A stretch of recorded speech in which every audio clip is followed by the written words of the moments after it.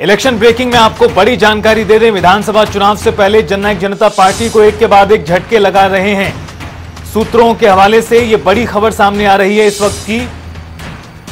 दोपहर बाद जननायक जनता पार्टी के 4 विधायक पद से इस्तीफा देंगे। जोगीराम सिहाग, अनूप धानक देंगे इस्तीफा और इसी तरह से 2 और नाम रामनिवास सुरजाखेड़ा और रामकुमार गौतम भी इस्तीफा देंगे आज।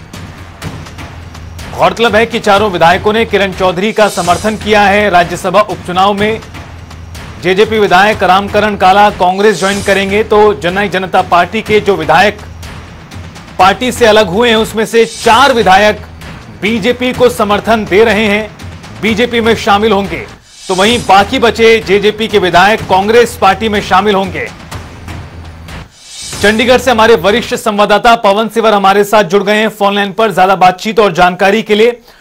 पवन, जननायक जनता पार्टी के कई विधायक बागी हुए हैं, पार्टी को अलविदा कह दिया है और अब जिस तरह से जानकारी सामने आ रही है 4 विधायक बीजेपी में शामिल हो रहे हैं, कई विधायक कांग्रेस पार्टी में जा रहे हैं। आज का घटनाक्रम किस प्रकार का रहने वाला है?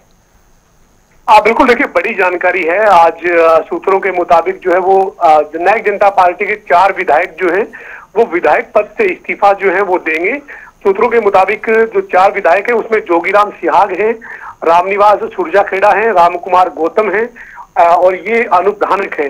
ये 4 जो जननायक जनता पार्टी के विधायक हैं ये आज अपने विधायक पद से दोपहर बाद जो है वो इस्तीफा देंगे, ऐसी जानकारी सूत्रों से मिल रही है।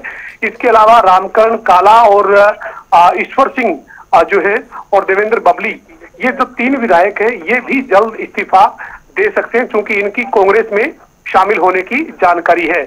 और बीजेपी में जो शामिल होने वाले विधायक हैं उन्होंने आज राज्यसभा के चुनाव के लिए नामांकन के दौरान किरण चौधरी का समर्थन किया है। समर्थन करने वालों में जोगीराम सिहाग, रामनिवास सुरजाखेड़ा, अनूप धानक जो वो शामिल है और ये जो है वो अब अपने विधायक पद से भी आज इस्तीफा दे सकते हैं। जी पवन, इस पूरे सियासी घटनाक्रम को किस तरह से देखा जाए? जननायक जनता पार्टी इस तरह से प्रदर्शन कर रही है कि उससे फर्क नहीं पड़ रहा है, विधायक जा रहे हैं तो जाने दें, लेकिन जिस तरह से बीजेपी कांग्रेस में विधायकों के जाने का सिलसिला जो शुरू हुआ है ये क्या कुछ दर्शाता है जननायक जनता पार्टी के लिए चुनावों से पहले? देखिए 5 साल पहले ऐसी ही स्थिति बनी थी जैसी आज स्थिति बनी हुई है। जननायक जनता पार्टी के उठते ग्राफ के चलते 2019 के विधानसभा चुनाव के दौरान कई बड़े चेहरे जो हैं वो अलग अलग पार्टियां छोड़कर जननायक जनता पार्टी से जुड़े थे और जननायक जनता पार्टी के पक्ष में प्रदेश में माहौल बना और यही वजह थी कि कुछ समय पहले बनी पार्टी जो है वो 2019 के चुनाव में 10 सीट जो है वो जीतने में सफल रही और हरियाणा में सरकार के पास बहुमत नहीं होने के चलते सरकार जो है वो गठबंधन की बनी और जननायक जनता पार्टी का एक बड़ा शेयर जो है वो सरकार में 4.5 साल तक रहा। लेकिन अब 5 साल के बाद विपरीत परिस्थितियां हैं और गठबंधन टूटने के बाद लगातार जननायक जनता पार्टी कमजोर होती हुई दिखी है और इसी कमजोर होती जननायक जनता पार्टी में अब एक के बाद एक बड़े नेताओं ने अपना जो है वो किनारा किया और ये जो 4 विधायक हैं ये पहले ही जननायक जनता पार्टी में होते हुए भी जननायक जनता पार्टी के साथ नजर नहीं आते थे और अब जब प्रदेश में विधानसभा के चुनाव की आदर्श आचार संहिता लग चुकी है तो ऐसे में सबको अपने अपने भविष्य के लिए जो रणनीति बनानी है उस रणनीति के चलते जो है वो अपना फैसला लेते हुए दिख रहे हैं। 4 जननायक जनता पार्टी के विधायक जो हैं वो भाजपा में जाते हुए नजर आ रहे हैं और यही वजह है कि अब जो है वो भाजपा में जाने का संकेत वो राज्यसभा में किरण चौधरी का समर्थन करके दे चुके हैं और आज दोपहर बाद उनका इस्तीफा भी आ सकता है, ये जानकारी भी सूत्रों के हवाले से मिल रही है। जी पवन, अंदर खाने किस तरह की जानकारी है? चूंकि नेता अगर चुनावों से पहले पार्टी बदल रहे हैं, किसी तरह का आश्वासन मिला होगा, टिकटों को लेकर उम्मीद लगाए बैठे होंगे तमाम ये नेता, चूंकि इसे लेकर तमाम पार्टियां सर्वे भी कराती हैं, इतनी आसान भी नहीं रहेगी इनकी डगर अगर टिकटों के लिए आवेदन करेंगे भी नेता तो?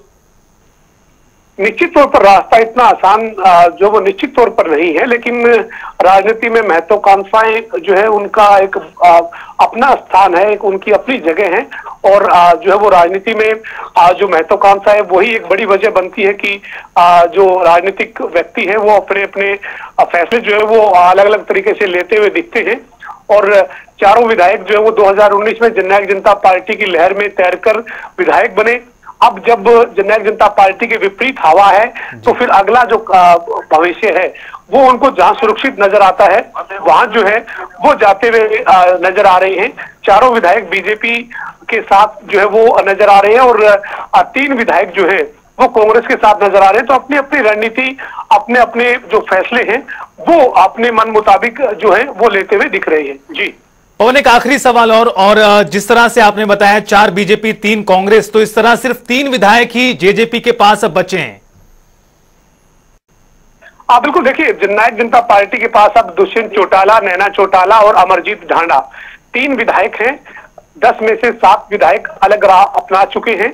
4 विधायकों ने आज खुलकर सीधे तौर पर राज्यसभा के चुनाव में नामांकन के दौरान किरण चौधरी का समर्थन कर दिया है। हालांकि पहले ही ये जननायक जनता पार्टी से अलग थलग जो है वो काफी समय से नजर आ रहे थे। अब इन्होंने आधिकारिक तौर पर बीजेपी का साथ देने का ऐलान जो है वो एक तरह से कर दिया है। इसके अलावा 3 जो विधायक हैं वो पूरी तरीके से कांग्रेस के साथ खड़े हुए नजर आ रहे हैं। रामकरण काला के बेटे जो हैं वो कांग्रेस ज्वाइन कर चुके हैं और आज जो है वो सूत्रों के मुताबिक रामकरण काला भी कांग्रेस का दामन थामने जा रहे हैं। ईश्वर सिंह भी शैलजा गुट में कांग्रेस में आस्था जताते हुए नजर आ रहे हैं और देवेंद्र बबली भी जो वो कांग्रेस के साथ जाते हुए दिख रहे हैं। उन्होंने ऐलान जो है वो एक तरीके से जनता टीवी के खास कार्यक्रम जो अब की बार किसकी सरकार सबसे बड़ी महापंचायत में भी इसका किया था।